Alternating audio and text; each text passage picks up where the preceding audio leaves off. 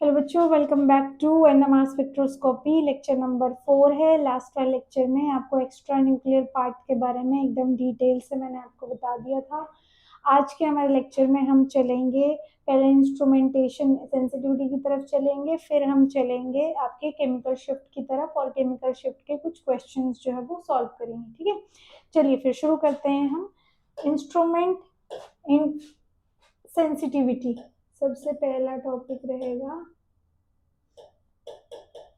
Instrument sensitivity.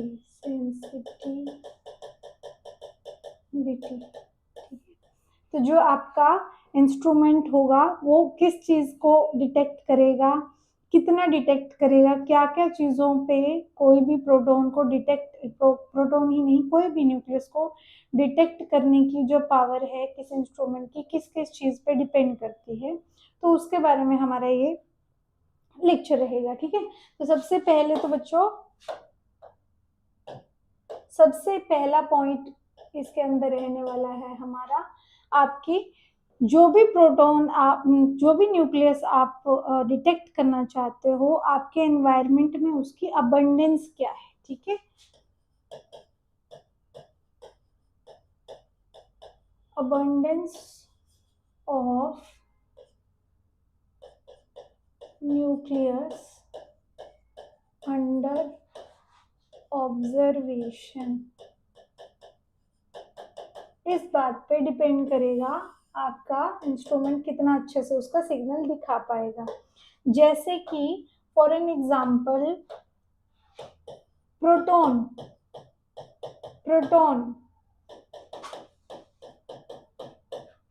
जो आपका 1H nucleus होता है बच्चों, 1H1 कह लो या हाइड्रोजन कह लो, 1H exist 99.8% of total hydrogen atoms on earth। मतलब अगर अर्थ पे जितने भी टोटल 100% हाइड्रोजन एटम्स हैं उनमें से 99.8% जो है वो कौन से वाला हाइड्रोजन एग्जिस्ट करता है, 1H1 एग्जिस्ट करता है। बाकी का कौन सा 0.2% जो बच गया वो कौन है जी, वो आपके डिटीरियम है और ट्रीटियम है। ठीक है, 1H इतना ज्यादा एग्जिस्ट करता है, टोटल का इतना हिस्सा ये एग्जिस्ट करता है। मतलब कि अगर आप 100 मॉलिक्यूल उठाते हो H2 गैस के, तो उसमें से 99 मॉलिक्यूल तो 1H1 से बने होंगे। ठीक है, रेस्ट जो होंगे वो डिटीरियम एंड ट्रीटियम से बने होंगे। ठीक है, समझ में आ गया। चलो, तो अगर आप इतने 100 मॉलिक्यूल अगर आप लेके चलते हो किसी भी कंपाउंड का, तो उसमें से 99% तो 1H1 है। अगर वो 1H1 है तो यानी कि वो जल्दी से डिटेक्ट हो जाएंगे। ठीक है, डिटीरियम वाले तो डिटीरियम के रेंज में डिटेक्ट होंगे, बट 1H वाले 1H की रेंज में डिटेक्ट होंगे और 99 मॉलिक्यूलर न्यूक्लियस जो फटाक से उसको दिख जाएंगे कि ये रहे 99 मॉलिक्यूल और ये रहा डेटा। ठीक है, लेकिन जैसे कि कार्बन 13 जो है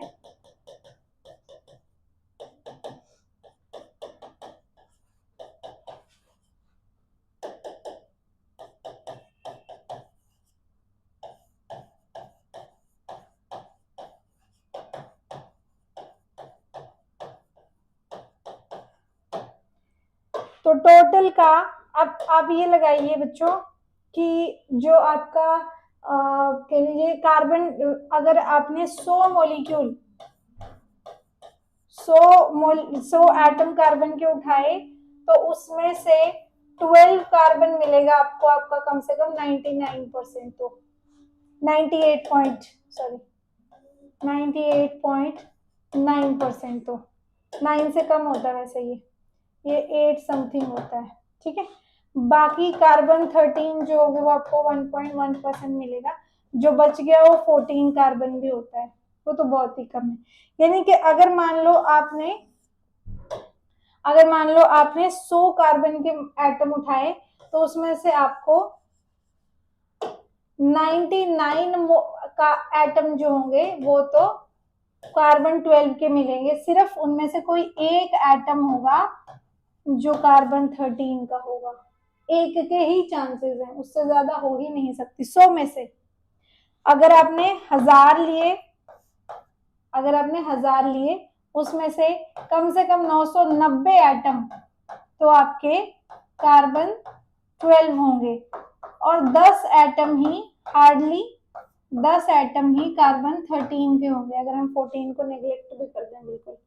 तो 10 एटम ही 1000 कार्बन के एटम ऐसे इकट्ठा किए तो उनमें से 10 एटम ही आपको कार्बन के कौन से वाले के मिलेंगे, कार्बन 13 के मिलेंगे। ये इसका ड्रॉबैक है, एक तरीके से ये लगा लीजिए, ठीक है। तो अगर ये नेचर में ही इतना कम एग्जिस्ट करेंगे तो हमारे इंस्ट्रूमेंट को भी तो कम ही दिखेंगे ना। तो जितना ज्यादा अबंडेंस होगी उतना ही ज्यादा जो होगा आपकी इंस्ट्रूमेंट सेंसिटिविटी होगी उस मॉलिक्यूल के लिए, ठीक है। ग्रेटर दी अबंडेंस मॉलिक्यूल के लिए नहीं, न्यूक्लियस के लिए। मैं बार बार गलत वर्ड यूज कर देती हूँ, आप याद रखना, न्यूक्लियस की पढ़ाई कर रहे हैं NMR में। Greater the abundance of nucleus, greater the sensitivity of instrument, sensitivity instrument, sensitivity greater होने का मीनिंग ये हुआ कि उतना ही ज्यादा इंस्ट्रूमेंट उसको अच्छे से रिकॉर्ड कर पाएगा, ठीक है। ये तो था पहला पॉइंट। दूसरा पॉइंट है बच्चों, दूसरा पॉइंट है जितना ज्यादा आपके जो आपका न्यूक्लियस है उसकी जो एनर्जी लेवल्स स्प्लिट होते हैं मैग्नेटिक फील्ड में आने के बाद, जितना ज्यादा उन एनर्जी लेवल्स में डिफरेंस होगा उतना ज्यादा आपका जो इंस्ट्रूमेंट है अच्छे से आपके उस न्यूक्लियस का सिग्नल देगा। इसका रीजन मैं पहले भी बता चुकी हूँ, मैं पहले लिख देते हैं, ठीक है। Greater the energy difference for a given nucleus under the given magnetic field,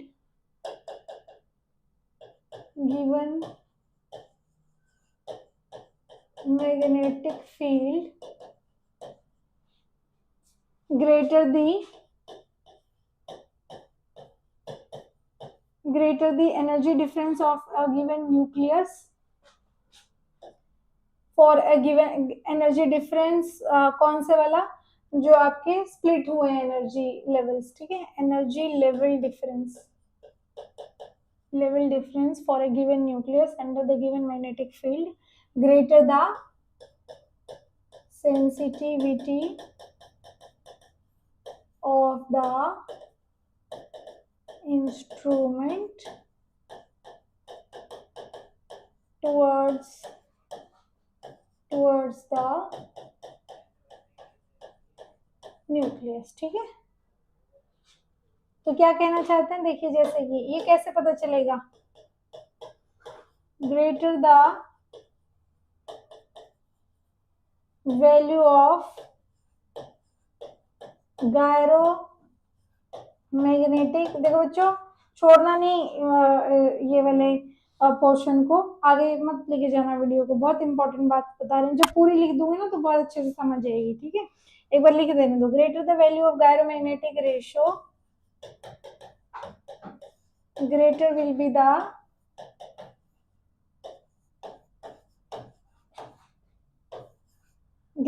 the energy level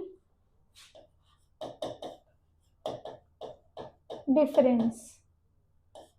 आज वो एक बार अच्छे से अलग से समझाती हूँ, ठीक है, चिंता नहीं करना। हमने बोला था कि जब आपका मैग्नेटिक फील्ड कोई भी आपने अप्लाई नहीं किया है, मैग्नेटिक फील्ड कोई भी अप्लाई नहीं किया है, जीरो एक्सटर्नल मैग्नेटिक फील्ड, तब हम प्रोटॉन के लिए उठा के चलते हैं। पहले 1h के लिए बता रही हूँ।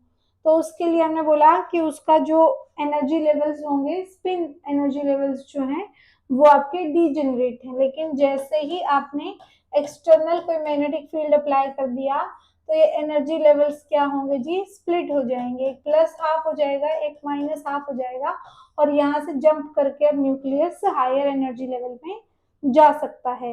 वो कह रहा है, मैंने आपको कल भी लास्ट लेक्चर में भी ये बात बोली थी कि जितना ज्यादा ये एनर्जी डिफरेंस होगा, जितना ज्यादा होगा हमारे लिए उतना अच्छा होगा।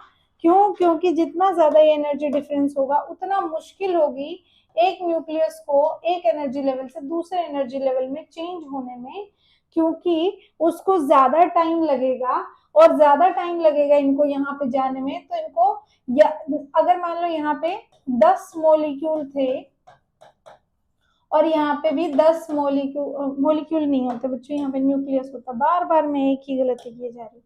मान लो 10 न्यूक्लियस थे यहाँ पे, मतलब यहाँ पे 10 न्यूक्लियस रखे थे, यहाँ पे भी 10 न्यूक्लियस रखे थे। यहाँ पे एनर्जी डिफरेंस वहां के कंपैरिजन में कम है, तो ये 10 में से 5 जो है वो फटाफट से कूद जाएंगे। लेकिन यहाँ पे देखोगे तो इन 10 में से इन 5 को जाने में ज्यादा टाइम लगेगा। 5 यहाँ हो जाएंगे, 5 यहाँ हो जाएंगे, तो सैचुरेशन पॉइंट आ जाएगा। सैचुरेशन पॉइंट आते ही यहाँ से यहाँ जंप करना न्यूक्लियस बंद कर देंगे और आपको सिग्नल मिलना बंद हो जाएगा। तो हम चाहते हैं कि जो सैचुरेशन टाइम है वो हमेशा ज्यादा रहे, और उसको ज्यादा कब हो सकता है? अगर दोनों एनर्जी लेवल्स में डिफरेंस भी ज्यादा है, तो सैचुरेशन पॉइंट आने में ज्यादा टाइम लगेगा। तो वो यहाँ पे यही अगर सैचुरेशन पॉइंट ज्यादा टाइम में आएगा तो रिकॉर्ड होता रहेगा ना डेटा, ठीक है। तो यहाँ पे हम यही बोल रहे हैं कि एनर्जी लेवल्स में जितना ज्यादा डिफरेंस होगा, इंस्ट्रूमेंट उतना ही ज्यादा सेंसिटिव होगा उस न्यूक्लियस की तरफ। और जितना, अब ये बोल रहे हैं कि ठीक है ये तो हमें समझ आ गया, क्यों? क्योंकि सैचुरेशन पॉइंट आने में टाइम लग जाएगा फिर।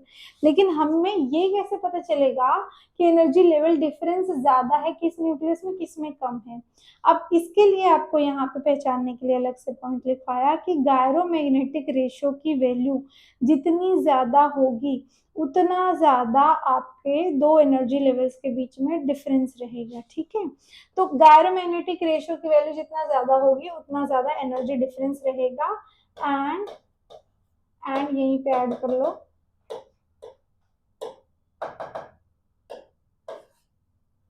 एंड यहीं पे ऐड कर लो, and greater will be the, उतना ही ज्यादा क्या होगी आपकी सेंसिटिविटी ऑफ इंस्ट्रूमेंट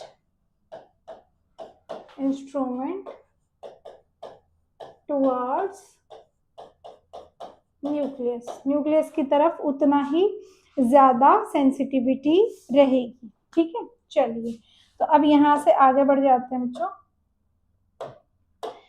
अब आपको याद होगा कि गामा 1H के लिए मैंने लिखवाया था 42.57, गामा कार्बन 13 के लिए लिखवाया था 10.7 मेगाहर्ट्ज टेस्ला इनवर्स, ठीक है। गामा आपको लिखवाया था 19F के लिए 40.05 मेगाहर्ट्ज टेस्ला इनवर्स। अच्छा, गामा आपको लिखवाया था 31P के लिए 17.23 मेगाहर्ट्ज टेस्ला इनवर्स।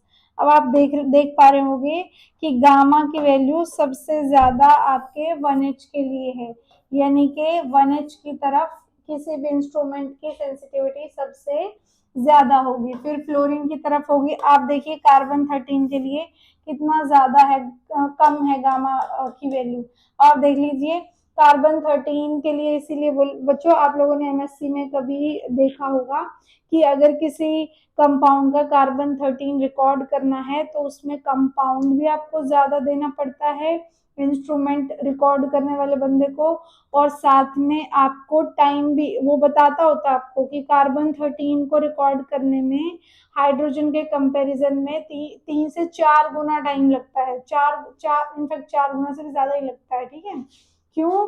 क्योंकि एक तो देखो इसकी गायरोमैग्नेटिक रेशियो इतनी कम है, ऊपर से इसकी अबंडेंस भी कम होती है, जिसकी वजह से इंस्ट्रूमेंट की सेंसिटिविटी क्या हो जाती है, कम हो जाती है। ठीक है, चलिए एक दूसरा पॉइंट ये था। तीसरा पॉइंट क्या है जी?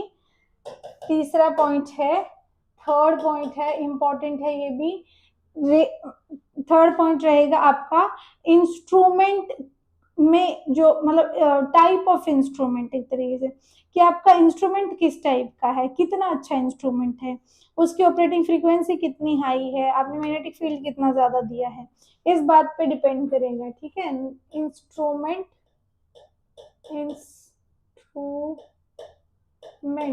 इंस्ट्रूमेंट पे डिपेंड करेगा। ठीक है, तो अगर आपने ऐसा जो है इंस्ट्रूमेंट लिया जिसकी ऑपरेटिंग फ्रीक्वेंसी ही कम है, मतलब कि बी नोट आपने बहुत कम दिया, उसमें मैग्नेटिक फील्ड कम दिया है, तो ऑपरेटिंग फ्रीक्वेंसी भी कम होगी, प्रेसेशनल फ्रीक्वेंसी भी कम होगी। प्रेसेशनल फ्रीक्वेंसी ही कम होगी तो सिग्नल भी कैसा देगा, वो वीक सिग्नल आएगा, दिखेगा कम। ठीक है, तो आपको याद रखना है greater the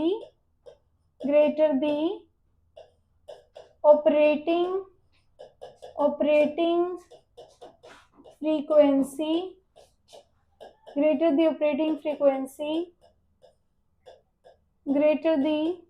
जितना ज्यादा ऑपरेटिंग फ्रीक्वेंसी होगी उतना ही ज्यादा आपके इंस्ट्रूमेंट की जो सेंसिटिविटी है वो उतना ही ज्यादा होगी। ग्रेटर द सेंसिटिव, ये आप ऐसे लिख लो, greater the operating frequency, greater will be the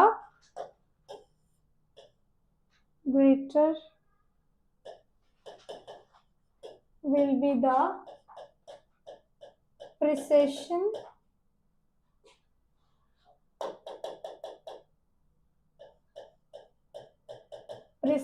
यहाँ पे डबल एस भी आ सकता है, सी भी आ सकता है। ठीक है, आपके पिछले लेक्चर्स में यहाँ पे डबल एस लिखा हुआ है, आप दोनों में से कोई भी एक लिख सकते हो। ठीक है, greater will be the precision of the nucleus, उतना ही ज्यादा आपके न्यूक्लियस का प्रिसेशन ज्यादा होगा। greater will be the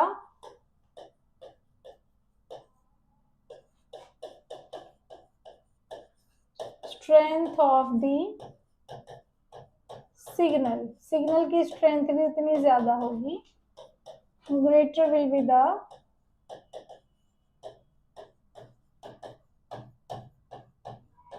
sensitivity of the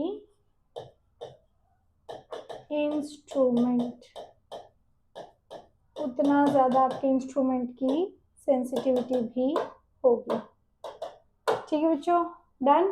तो ये था आपकी सेंसिटिविटी ऑफ इंस्ट्रूमेंट। अब चलते हैं कुछ इंपॉर्टेंट एनएमआर के पॉइंट्स की तरफ, जैसे कि आप देखिए बच्चों, जब कभी भी इस दुनिया में आप कोई भी पेपर देते हो, बचपन से जब शुरू करते हो तो पेपर कितने नंबर का होता है, 50 का होता है, 100 का होता है, या कितना, मतलब ऐसे होता है। तो अगर मान लो कोई टेस्ट आपको दिया गया, ऐसा तो नहीं होगा कि उस पर नंबर ही ना लिखे हो कि कितने मार्क्स का टेस्ट है। अब मान लो आपको कोई टेस्ट दिया, उसमें 10 क्वेश्चन उन्होंने आपको दिए। ठीक है, अब 10 क्वेश्चन में से कौन सा क्वेश्चन कितने मार्क का है ये दिया ही नहीं, पर आपने टेस्ट दे दिया। ठीक है, आपने टेस्ट दे दिया। अब क्या वो आपको क्लास में यही नहीं बताया कि कौन से क्वेश्चन का क्या कितने नंबर मिलेंगे, ये टोटल टेस्ट कितने मार्क्स का, ये बताया ही नहीं, और कितना किस क्वेश्चन को अटेम्प्ट करना वो तो उसके मार्क्स पे ही डिपेंड करता है। जब यही नहीं बताया तो क्या वो क्लास में कोई जो बच्चा फर्स्ट आना चाहिए, जो सेकंड आना चाहिए, ये डिसाइड कर सकते हैं, या थर्ड जो आना चाहिए, क्या वो ये डिसाइड कर सकते हैं? क्या वो ये चीजें डिसाइड कर पाएंगे कभी भी? नहीं कर पाएंगे। ये सब डिसाइड करने के लिए first, second, third, fourth, fifth, जो भी मतलब आपकी पोजीशन होगी, वो सब डिसाइड करने के लिए उनके पास पहले रेफरेंस नंबर होना चाहिए, है ना। फिर वो मान लो टेस्ट 10 क्वेश्चन थे, मान लो हर एक क्वेश्चन 5 मार्क्स का, तो 50 नंबर का टेस्ट हो गया। अब 50 में से जिसके सबसे ज्यादा आए, मान लो 40 आए, वो फर्स्ट हो गया। जिसके उसके बाद मान लो आए कि उससे कम आए, मतलब मान लो 35 आए, जिसके वो सेकंड हो गया, फोर्थ, फिफ्थ, सिक्स, ठीक है। जिसके मान लो 5 नंबर आए, अब हम बोलेंगे कि ये बच्चा जो है वो कमजोर है ना। अगर आपने क्वेश्चन के रेफरेंस बताए होंगे कि कौन सा क्वेश्चन जो है वो कितने नंबर का है, ये कह लीजिए कि टेस्ट कितने नंबर का है, अगर आपने ये बताया होगा कि कितने नंबर में से कितने नंबर आए, तो यही तो आपका फर्स्ट, सेकंड, थर्ड पोजीशन हुई ना। तो इसका मतलब ये है कि आपको ये पता करने के लिए कि क्लास में कौन बच्चा कितना क्या पढ़ रहा है, कितना नहीं पढ़ रहा है, इसके लिए आपको हमेशा रेफरेंस उठाना पड़ेगा। अगर हम बोलें कि ये बच्चा पर्टिकुलरली, ये बच्चा जी इंटेलिजेंट है, तो किसके कंपैरिजन में इंटेलिजेंट है, कैसे इंटेलिजेंट है, कैसे पता चला, मार्क्स से पता चला या किसी से कंपेयर किया, या कोई किसी बच्चे को हम कोई कोई बच्चा ऐसे बोल देता होता था कि यार मैं ना पढ़ाई में एवरेज होता था। एवरेज का मीनिंग क्या हुआ कि जो टॉपर आता था उसके कंपैरिजन में मेरे नंबर एवरेज आते थे। यानी कि हमेशा ही इस दुनिया में कोई भी चीज को स्टडी करने के लिए, कोई भी चीज को कह लीजिए मार्क करने के लिए आपको एक रेफरेंस चाहिए होता है। हमारे एनएमआर के लिए भी एक कंपाउंड रेफरेंस चाहिए होगा। मैं हवा में तो नहीं बोल सकती ना कि इसका सिग्नल 100 पे आया, इसका सिग्नल 50 पे आया, किसके कंपैरिजन में 100 पे आया, किसके कंपैरिजन में 50 पे आया। तो हमारे एनएमआर में ऐसा ही एक रेफरेंस कंपाउंड होता है जिसका नाम होता है टीएमएस। क्या होता है जी? टीएमएस।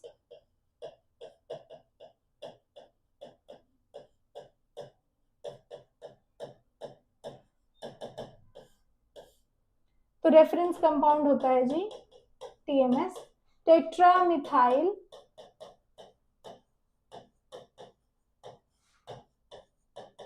सिलेन, टेट्रामिथाइल सिलेन हमारा, ठीक है, ये हमारा रेफरेंस कंपाउंड होता है। टेट्रामिथाइल, 3 मिथाइल, इसकी भी हम कुछ इंपॉर्टेंट बातें समझेंगे कि जी ये हमारा रेफरेंस क्यों होता है। ठीक है, मैं एक बार देख लूं हमारा वीडियो ठीक से बन रहा है।